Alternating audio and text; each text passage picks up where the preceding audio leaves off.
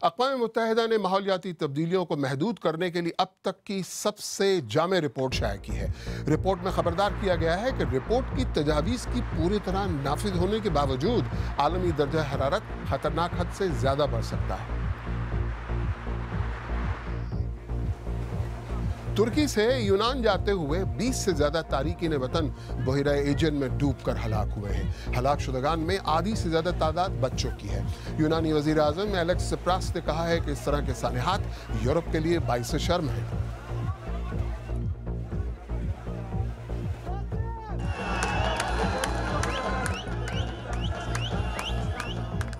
Zimbabwe के खिलाफ तारीखी एक रोजा T20 सीरीज जीतने के बाद अफगान टीम आज वतन वापस पहुंची, जहां उसका वालिहाना इस्तकबाल हुआ है।